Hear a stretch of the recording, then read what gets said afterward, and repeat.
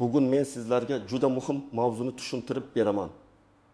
Qariyalarga beriladigan ayrim to'lovlar bekor qilindimi? Pensiyaga ustama kimlarga beriladi? Kimlar pulini yo'qotishi mumkin? Kimlar esa aksincha qo'shimcha to'lov olish huquqiga ega? Bu ma'lumot har bir oilaga tegishli. Chunki deyarli har birimizning uyimizda pensioner ota-onamiz, buvimiz, bobomiz yoki qarindoshimiz bor. Bitta noto'g'ri tushuncha sabab odam o'ziga tegishli pulni olmasligi, hujjat topshirilmasligi yoki vaqtida murojaat qilmagani uchun bir necha oy puldan quruq qolishi mumkin. Shuning uchun videoni oxirigacha ko'ring. Hozirning o'zida kanalga obuna bo'ling, like bosib qo'ying. Chunki men bunday masalalarni oddiy tilda hujjat va amaliy holatlar asosida tushuntirib boraman. Avvalo, eng katta chalkashlikni ajratib olaylik. Odamlar orasida qariyalarga to'lov bekor bo'libdi. Endi 7000 yoshdan oshganlarga pul berilmas ekan. Pensiya ustamasi ham to'xtabdi degan gaplar yuradi. Lekin masala ko'pincha bitta umumiy gap bilan emas. Aniq to'lov turi bilan bog'liq bo'ladi. Pensiyaning o'zi alohida, pensiyaga qo'shiladigan ustama alohida, parvarish puli alohida, nogironlik yoki boquvchisini yo'qotganlik bo'yicha to'lov alohida. Mahalla orqali beriladigan moddiy yordam esa butunlay boshqa tartibda yuritiladi. Oldin ayrim to'lovlar odamlarga yoshiga, holatiga yoki ijtimoiy himoyaga muhtojligiga qarab berilgan. Masalan, yolg'iz yashaydigan keksa fuqaro, nogironligi bor pensioner, o'zgalar parvarishiga muhtoj shaxs yoki kam ta'minlangan oila a'zosi bo'lgan qariya mahalla pensiya jamg'armasi yoki ijtimoiy xizmatlar orqali qo'shimcha yordam olishi mumkin edi. Endi esa davlat tizimida nazorat kuchaymoqda. Kim haqiqatan ham yordamga muhtoj, kimning daromadi bor, kim bir necha joydan to'lov olayotgan bo'lishi mumkin, kimning hujjati to'liq emas, kimning holati o'zgargan. Shular elektron bazalar orqali tekshirilmoqda. Bu yerda muhim narsa shuki, hamma qariyalarga ham to'lov bekor qilindi deb tushunish noto'g'ri. Bekor qilinadigan yoki to'xtatiladigan holatlar odatda shaxsning huquqi yo'qolganida, ma'lumotlari mos kelmaganida, hujjati yangilanmaganida yoki ilgari berilgan to'lov boshqa turdagi yordam bilan takrorlanib qolganda yuz beradi. Pensiya ustamasi esa qonunda belgilangan toifalarga beriladi. Agar fuqaro o'sha toifaga kirsa, yoshi, nogironlik darajasi, xizmatlari, mehnat staji, qaramog'idagi shaxslar yoki alohida maqom bo'yicha qo'shimcha haq olishi mumkin. Oldin ko'p holatlarda odamlar mahallaga borardi, ariza yozardi. Men yolg'izman, mening daromadim kam, men parvarishga muhtojman deb tushuntirardi. Komissiya kelib holatni ko'rardi, keyin yordam tayinlanardi. Albatta bu tizimda inson omili katta edi. Kimdir hujjatni to'g'ri yig'ardi. Kimdir mahalla faollari orqali tezroq hal qilardi. Kimdir esa huquqi bo'lsa ham qayerga borishni bilmagani uchun yordam olmasdi. Ayrim holatlarda esa odamning real ahvoli o'zgarsa ham to'lov davom etib ketgan bo'lishi mumkin. Masalan, qariya endi yolg'iz yashamayapti, farzandi bilan birga yashayapti, qo'shimcha daromadi bor, lekin ma'lumot bazaga vaqtida kiritilmagan. Hozir esa asosiy o'zgarish shundaki, to'lovlar ko'proq elektron ma'lumotlar asosida tekshirilmoqda. Pensiya oluvchining yoshi, nogironlik holati, yashash manzili, oilaviy tarkibi, daromadlari, mulki, boshqa nafaqa yoki yordam olishi, hatto ayrim hollarda parvarish qiluvchi shaxs bilan bog'liq ma'lumotlar ham solishtiriladi. Shu sababli odamlar kecha olib turgan pulim bugun nega to'xtadi deb hayron qolmoqda. Men bunday vaziyatlarda birinchi navbatda shuni aytaman: vahimaga tushmang, lekin befarq ham bo'lmang. To'lov to'xtagan bo'lsa, sababini yozma yoki rasmiy tartibda aniqlash kerak. Masalan, bir pensioner opa 75 yoshda yolg'iz yashaydi. Pensiyasi 1.200.000 so'm bo'lsin. U ilgari mahalla orqali moddiy yordam olgan. Ustiga ustak parvarish uchun ham murojaat qilgan. Tekshiruvda uning nomida boshqa hududda uy-joy borligi yoki farzandi bilan bir ro'yxatda turishi chiqib qolsa, mahalla yordamni qayta ko'rib chiqishi mumkin. Bu degani opa umuman yordamga loyiq emas degani emas. Balki u real yashash holatini isbotlashi kerak bo'ladi. Yolg'iz yashashini, farzandi aslida boshqa joyda ekanini, uydan daromad olmayotganini ko'rsatish kerak. Yana bir misol. Boboning pensiyasi 1.500.000 so'm. U takun yoshdan oshgan va sog'ligi sabab o'zi xizmat qila olmaydi. Agar u o'zgalar parvarishiga muhtojligi bo'yicha tibbiy xulosaga ega bo'lsa, unga yoki uni parvarish qilayotgan shaxsga alohida to'lov masalasi ko'rib chiqilishi mumkin. Lekin bu pul avtomatik ravishda har bir 60 yoshdan oshgan odamga beriladi deb o'ylash xato. Ko'pincha tibbiy xulosa, ariza, shaxsni tasdiqlovchi hujjat, yashash manzili, parvarish qiluvchining ma'lumotlari talab qilinadi. Hujjat bo'lmasa, yoshning o'zi yetarli bo'lmasligi mumkin. Endi kimlar albatta e'tiborli bo'lishi kerakligini tushuntiraman. Birinchi navbatda qo'shimcha to'lov, nafaqa, moddiy yordam yoki parvarish puli olib turgan qariyalar o'z holatini tekshirtirib qo'yishi kerak. Ayniqsa, oxirgi paytda to'lov miqdori kamaygan, oyma-oy tushadigan, pul kechikkan yoki butunlay to'xtagan bo'lsa, sababini aniqlash shart. Balki keyingi oy tushar deb kutib o'tirish ba'zan zarar keltiradi. Chunki murojaat kechiksa, qayta hisoblash masalasi ham cho'zilishi mumkin. Ikkinchi guruh yashash manzili o'zgargan pensionerlar. Masalan, ona Toshkent viloyatida ro'yxatda, lekin aslida Samarqandda qizi bilan yashaydi. Yoki boboning propiskasi eski uyda qolgan, u esa boshqa tumanda yashayapti dedi. Elektron tizimda manzil bo'yicha nomuvofiqlik chiqsa, ayrim yordamlar qayta tekshiriladi. Ayniqsa yolg'iz yashovchi, maqomi manzil va oilaviy tarkib bilan bog'liq bo'lsa, bu juda muhim. Uchinchi guruh. Nogironlik muddati tugayotgan yoki qayta ko'rikdan o'tishi kerak bo'lgan fuqarolar. Nogironlik asosida pensiya ustama yoki alohida nafaqa olinayotgan bo'lsa, tibbiy mehnat ekspert komissiyasining xulosasi muddati juda muhim. Agar xulosa muddati o'tib ketgan bo'lsa, to'lov vaqtincha to'xtashi mumkin. Keyin fuqaro qayta ko'rikdan o'tadi, hujjat yangilanadi, agar huquqi saqlansa, to'lov qayta tiklanadi. Lekin bu jarayonda vaqt yo'qotmaslik kerak. To'rtinchi guruh o'quvchisini yo'qotganlik, qaramog'idagi nogiron farzand, yolg'iz keksalik, urush yoki mehnat fronti bilan bog'liq maqom, alohida xizmatlar uchun ustama olayotganlar, bunday to'lovlarning har biri o'z shartiga ega. Bitta shart o'zgarsa, to'lov ham o'zgarishi mumkin. Masalan, qaramog'idagi shaxs endi mustaqil daromad ola boshlasa yoki oilaviy tarkib o'zgarsa, bu pensiya miqdoriga ta'sir qilishi ehtimoli bor. Endi kimlar ortiqcha vahima qilmasligi kerak? Agar siz oddiy yoshga doir pensiya olayotgan bo'lsangiz, pensiyangiz qonuniy tayinlangan bo'lsa, hujjatlaringiz joyida bo'lsa, yashash manzilingiz va pasport ma'lumotlaringiz to'g'ri bo'lsa, pensiyaning o'zi qariyalarga to'lov bekor qilindi degan gap bilan bekor bo'lib qolmaydi. Yoshga doir pensiya mehnat staji, ish haqi qonunchilikdagi hisoblash tartibi asosida tayinlanadi. Uni bekor qilish uchun jiddiy huquqiy asos bo'lishi kerak. Masalan, 63 yoshli erkak 30 yil ishlagan, pensiyasi rasmiy tayinlangan, har oy bank kartasiga tushib turibdi. U qo'shimcha mahalla yordami olmaydi, parvarish puli olmaydi. Nogironlik ustamasi yo'q. Bunday odam internetdagi gaplardan qo'rqib, endi pensiyam kesiladimi deb xavotir olmasligi kerak. Lekin baribir pensiya jamg'armasidagi shaxsiy ma'lumotlari to'g'ri ekanini tekshirtirib qo'ysa yaxshi bo'ladi. Yana bir misol. 38 yoshli ayol yoshga doir pensiya oladi. Uning nogironligi yo'q, yolg'iz yashovchi maqomi yo'q, moddiy yordam olmaydi. Uning pensiyasi faqat umumiy indeksatsiya. Qayta hisoblash yoki qonunchilikdagi o'zgarishlar ta'sirida o'zgarishi mumkin. Qariyalarga beriladigan boshqa bir ijtimoiy to'lov tartibi o'zgarsa, bu ayolning asosiy pensiyasi avtomatik bekor bo'lmaydi. Endi eng ko'p beriladigan savol: pensiya ustamasini kimlar oladi? Men buni oddiy qilib tushuntiraman. Pensiya ustamasi hamma pensionerga bir xil beriladigan sovg'a puli emas. Ustama ma'lum asos bo'lsa beriladi. Bu asoslar qonunchilikda belgilangan bo'ladi. Nogironlik, alohida xizmatlar, yoshi ulug'lik bilan bog'liq ayrim imtiyozlar, qaramog'ida mehnatga layoqatsiz shaxs borligi, ayrim faxriy maqomlar, davlat mukofotlari yoki boshqa ijtimoiy toifalar. Masalan, bir fuqaroning pensiyasi 1.300.000 so'm bo'lsin. Agar u oddiy pensiya oluvchi bo'lsa, ustama yo'q. Lekin u birinchi guruh nogironlik bo'lgan pensioner bo'lsa, qonundagi tegishli qo'shimcha to'lovlar hisobga olinishi mumkin. Agar u alohida parvarishga muhtoj bo'lsa, yana alohida mexanizm bo'lishi mumkin. Agar u faxriy maqomga ega bo'lsa, hujjati tasdiqlangan holda ustama tayinlanishi mumkin. Demak, miqdor va huquq shaxsning aniq maqomiga bog'liq.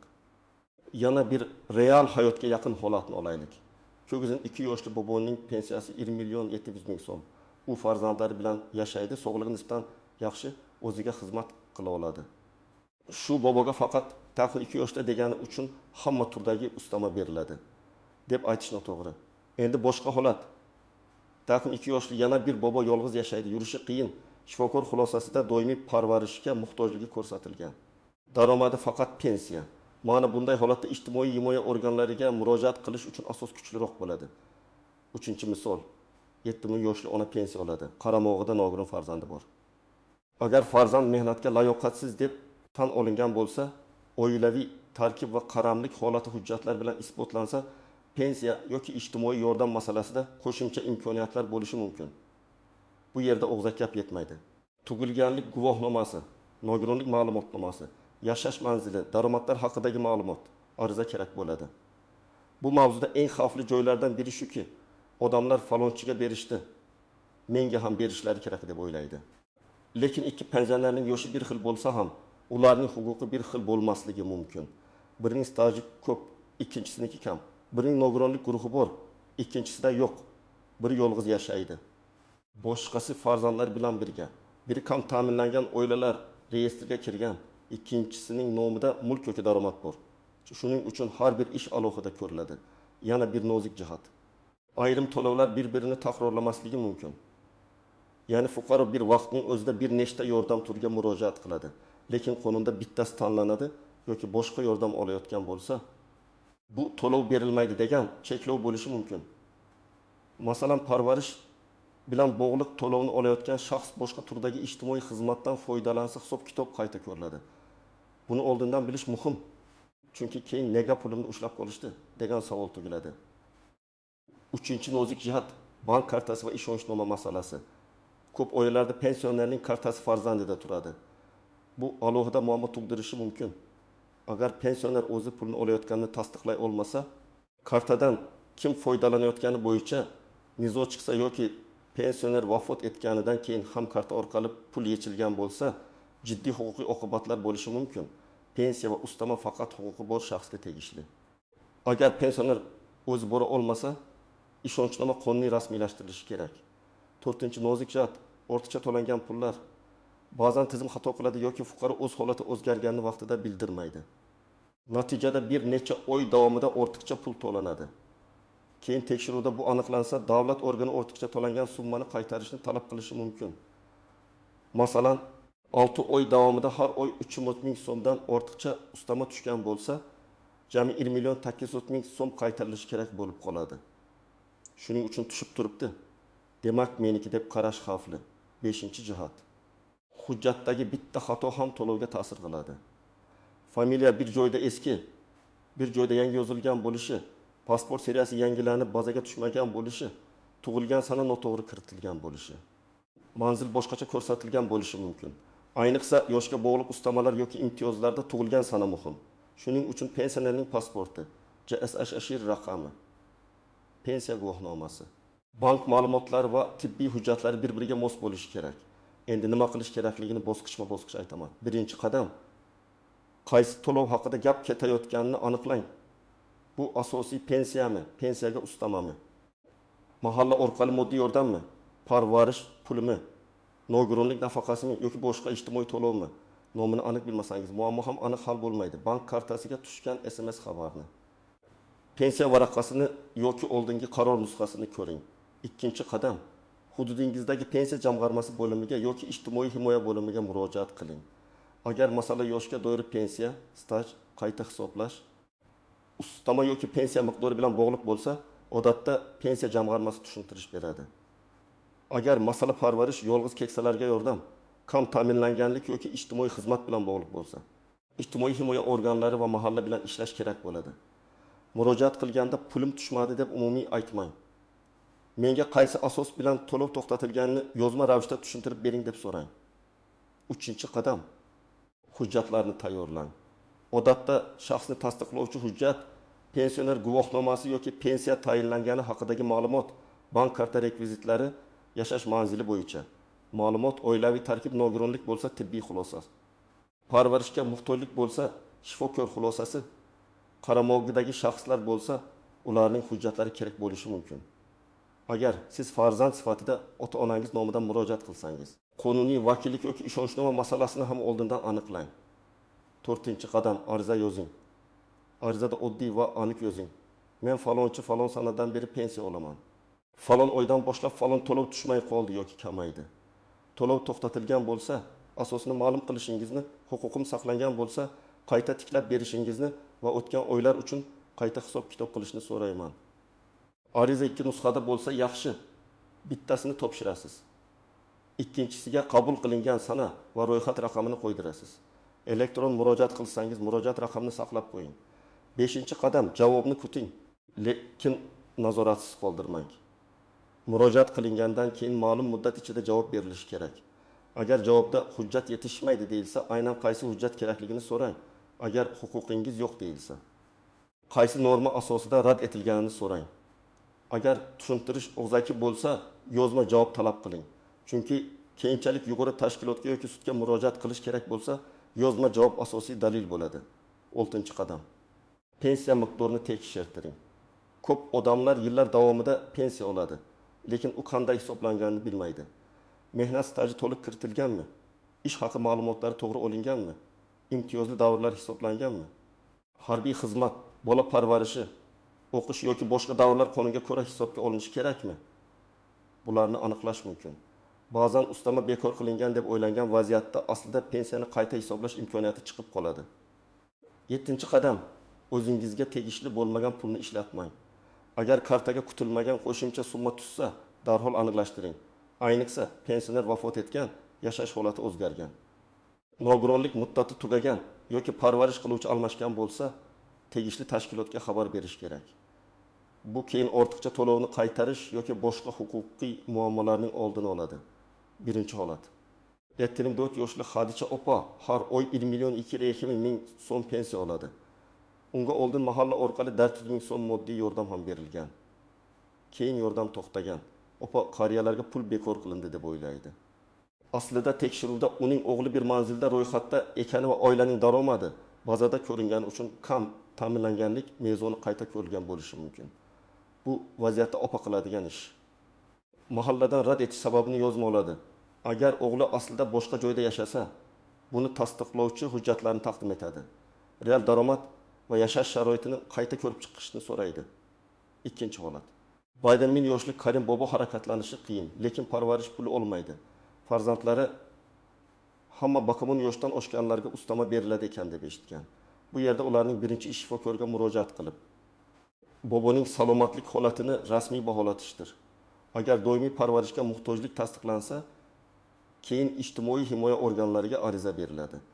Agar tibbiy xulosa bo'lmasa, faqat yoshga qarab talab qilish natija bermasligi mumkin. 3-holat. 67 yoshli Salim aka pensiyasiga faxriy maqom bo'yicha ustama olayotgan edi, lekin pasportini yangilagandan keyin to'lov kechikdi. Bunday holatda sabab ko'pincha ma'lumotlar yangilanishi bilan bog'liq bo'lishi mumkin. U pensiya jamg'armasiga borib, yangi pasport ma'lumotlari bazaga to'g'ri kiritilganini, ustama asos bo'lgan guvohnoma yoki hujjat amalda ekanini tekshirtirishi kerak. Agar xatolik texnik bo'lsa, tuzatilgandan keyin to'lov qayta tiklanishi mumkin. 4-holat. Pensioner ona vafot etgandan keyin uning kartasiga yana bitta oy pul tushgan. Farzandlari bu pulni ishlatib yuborgan. Keyin pensiya jamg'armasi ortiqcha to'lovni qaytarishni so'ragan. Bu juda ko'p uchraydigan vaziyat. Shuning uchun pensioner vafot etganda tegishli organlarga xabar berish, karta to'lov masalasini qonuniy tartibda yopish zarur. Pul tushgan ekan, demak ishlatsak bo'ladi degan yondashuv noto'g'ri. Men sizlarga bugun eng muhim narsani tushuntirdim. Qariyalarga to'lov bekor qilindi degan gapni umumiy vahima sifatida qabul qilmaslik kerak. Asosiy pensiya, pensiyaga ustama, parvarish puli, mahalla yordami va boshqa ijtimoiy to'lovlar bir-biridan farq qiladi. Kimning hujjat to'g'ri huquqi saqlangan, maqomi tasdiqlangan bo'lsa, u o'ziga tegishli pulni talab qilishga haqli. Kimning holati o'zgargan, hujjati muddati o'tgan yoki ma'lumotlari bazada mos kelmayotgan bo'lsa, to'lov to'xtashi yoki qayta ko'rib chiqilishi mumkin. Eng to'g'ri yo'l to'lov nomini aniqlang, rasmiy tashkilotga murojaat qiling. Yozma javob oling, hujjatlarni to'liq tayyorlang va huquqingiz bo'lsa, qayta hisob-kitobni talab qiling. Endi sizlardan so'rayman, sizning hududingizda qariyalarga beriladigan to'lovlar bo'yicha qanday muammolar bo'lyapti? Pensiya ustamasi tushmay qolgan holatlar bormi? Izohlar yozib qoldiring. Men keyingi videolarda eng ko'p berilgan savollarga alohida javob beraman. Videoni foydali deb bilgan bo'lsangiz, like bosing, kanalga obuna bo'ling va yaqinlaringizga ham yuboring. Chunki bu ma'lumot ko'p oilalarga kerak bo'lishi mumkin.